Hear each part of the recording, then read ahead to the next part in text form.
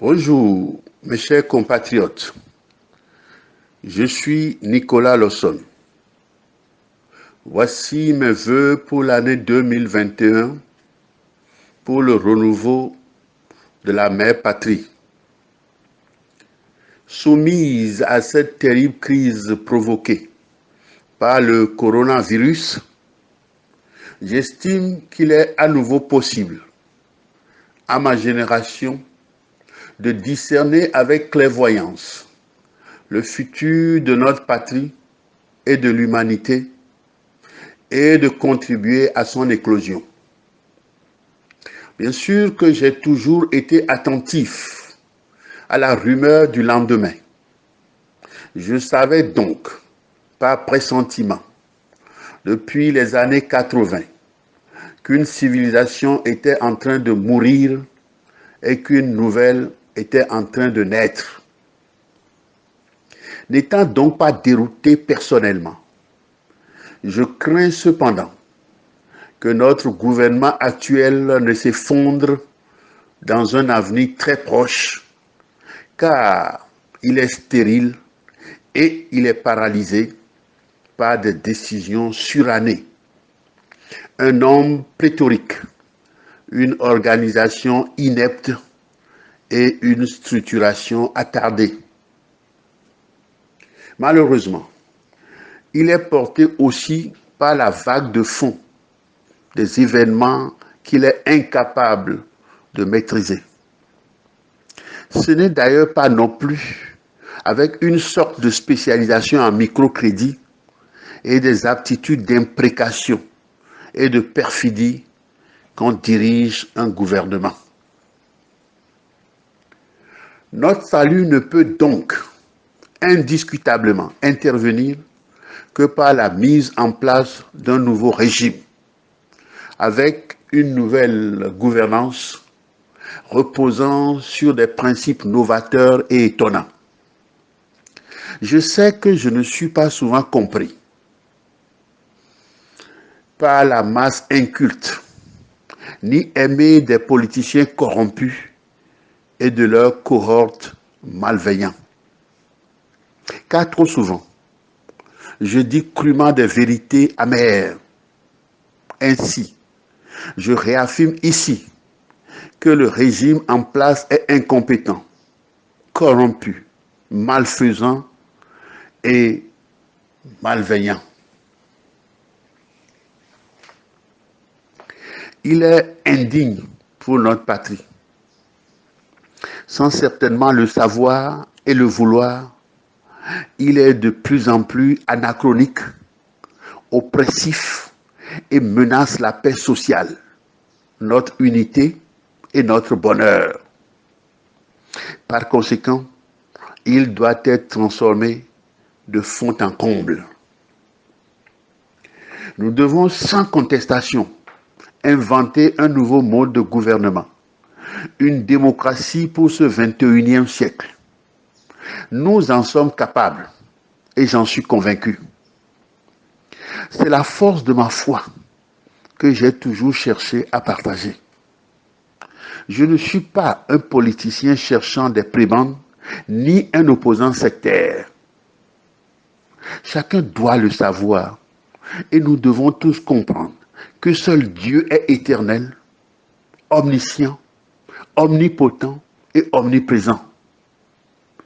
Il est aussi capital de ne pas ignorer que les décisions du passé ou du présent n'obèrent pas le futur. Les gouvernements dans le monde étaient conçus pour la civilisation qui s'écroule et cela nous déroute actuellement. Ils ne sont plus adaptés à la civilisation nouvelle en gestation. Leurs décisions de confinement, de couvre-feu, de port de masques, comme des chiens méchants, etc., ne sont que des palliatifs. Pour le Togo, nos dirigeants actuels doivent comprendre que, dans cette période difficile, ce n'est pas le moment de faire la promotion du genre, mais celui de promouvoir les compétences. Qu'importe s'ils ne sont pas des partisans ni des serviles? Pourquoi infecter le cœur du pouvoir par des Èves? S'il fallait une femme pour diriger le gouvernement de la République, ne faut-il pas plutôt une Séphora, sinon plus que ça? Nous sommes conduits de force dans le 21e siècle. Cette année est ainsi la 21e année de ce 21e siècle. C'est un tournant historique pour l'humanité. Nous devons essentiellement et profondément modifier toutes nos structures car elles sont vétustes, de moins en moins opérationnelles et ne sont plus adaptées aux exigences d'un monde radicalement transformé par le Covid, par la crise du Covid-19. Nous sommes de la sorte engagés de plein pied dans une nouvelle ère. Nous assistons alors à une volte-face ahurissante de l'histoire. Il est devenu impératif de négocier, de coopérer et de créer des rapports de symbiose dans nos sociétés. Ce qui est plus intelligent que de se diviser et d'affaiblir nos sociétés en cherchant à catégoriser les individus. Avec l'affaiblissement de la règle majoritaire pour la dévolution du pouvoir et les desiderata changeants des minorités fluctuantes, les questions de fond dans une société exigent désormais des solutions moins simplistes que celles de la promotion du genre et de l'esprit partisan ou de l'appartenance régionale. Dans ce monde riche en technologies de toutes sortes dans lequel nous sommes, nous devons ranger au rencard l'architecture périmée des partis politiques et développer des mouvements temporaires, modulaires, accordés aux configurations évolutives des minorités. J'en suis persuadé et je laisse en héritage à nos enfants et à la postérité l'idée que les partis de demain doivent être intermittents. En conséquence, je souhaite que l'Éternel facilite au Togo l'émergence d'une élite politique plus clairvoyante, des individus faisant preuve d'un audacieux esprit d'innovation et qui sachent que notre constitution actuelle et nos diverses structures politiques, sociales et économiques sont vétustes et ont besoin d'être radicalement réformées. Dans tous les cas, ceux qui travaillent avec moi ne nourrissent plus d'illusions sur les vieilles institutions actuelles. Ils s'accordent à reconnaître que le système qui gouverne encore notre pays n'est plus qu'une irréparable ruine. C'est ainsi que le combat politique qui oppose les forces d'arrière-garde du pouvoir et leurs artères égaux de l'opposition ne peut déboucher que sur une escalade des crises politiques, économiques et un violent malaise social. Chacun de nous peut toujours jouer un rôle qui peut être destructeur ou créateur. J'affirme avec conviction qu'il y a des générations dont la destinée est de créer, d'autres de maintenir un système désuet et chaotique. Ma génération a cette chance exceptionnelle de participer ou d'inventer une nouvelle civilisation. Tout dépendra de la plasticité et de l'intelligence des meilleurs parmi nous et de leur capacité à résister ou à triompher des plus médiocres et des égocentriques. Si les arrivistes qui sont en place s'avèrent aussi vampiriques, aussi dénués d'imagination et aussi corrompus que leurs géniteurs et dévanciers, ils continueront leur œuvre de déstabilisation, accroîtront les risques de violence et hâteront leur propre destruction. J'avais déjà affirmé à la conférence nationale souveraine que l'instabilité sociale et les incertitudes politiques peuvent libérer des énergies d'une brutalité inouïe.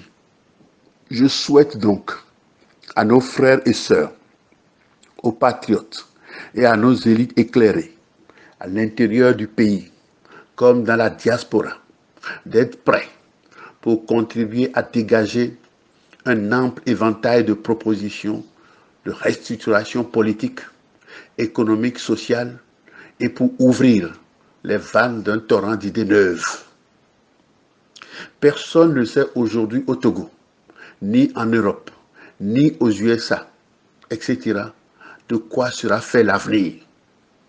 C'est notre chance et j'en rends grâce et gloire à Dieu. Comme le chef de l'État, Faure Gnassingbé, avait déclaré qu'il sait qu'il y a une minorité qui s'accapare des ressources nationales. Alors, cela ne peut être que par des maléfices qu'il se résout à promouvoir au poste clé de la République des envoûtrices et ses sordides personnages. Ceux-ci, revenant à plus de 50 ans en arrière, piolent en cœur que c'est sur l'initiative ou sur l'instruction de M. Faure Gnassingbé qu'ils ravissent les droits de cité à une foule de citoyens, qu'ils les maintiennent dans cette malheureuse inégalité, sorte d'immoralité, d'injustice et d'oppression. Je suis moi-même une victime de leur scandaleuse violation des droits communs. Cette façon criminelle est un mélange de vanité, d'intrigue, d'audace, de fausseté, de vénalité, de corruption.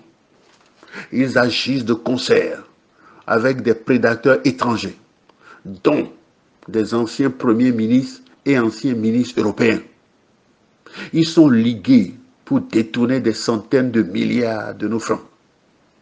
Que Dieu nous assiste et éclaire M. Faure Gnassingbé afin que les ennemis intérieurs et extérieurs conjurés contre notre patrie et notre peuple finissent par fléchir et plier sous le joug de la morale et de l'autorité de l'État. Que l'année 2021 soit le point de départ pour substituer dans notre pays le mépris du vice au mépris du malheur, la fierté à l'insolence, la grandeur de l'homme à la petitesse des grands, les vertus et les miracles de la République à tous les vices et à toutes les tares du régime en place. Qu'en cette année 2021, nous puissions accomplir les destins de l'humanité et absoudre la providence du long règne du crime et de la tyrannie. Que le Togo devienne le modèle des nations ouest-africaines, la consolation des opprimés, un ornement de l'univers. C'était la volonté de certains de nos pères à notre indépendance politique. Retenons que ce n'est pas en tergiversant qu'on élève les caractères. Ce n'est pas en tremblant que l'on brise les chaînes des nations. Par conséquent, j'invite tous ceux qui aiment notre patrie à engager sans attendre les actions et le processus de reconstruction avant que la désintégration de notre système politique, économique et social n'atteigne le seuil fatidique au-delà duquel les forces rétrogrades de la corruption, de l'ostracisme, du tribalisme, des injustices, de la vénération, etc., ne se déchaînent brutalement, rendant plus compliqué ou impossible le passage pacifique à la démocratie du XXIe siècle et le redressement de notre pays. Que Dieu nous protège, nous guide et assiste ses élus pour arrêter le déclin de la patrie et engager très rapidement la reconstruction nationale. Que l'année 2021 soit une bonne, heureuse et féconde année pour le Togo. Fait à Aneho, le 2 janvier 2021. Nicolas Lawson, président du PRR. Je vous remercie.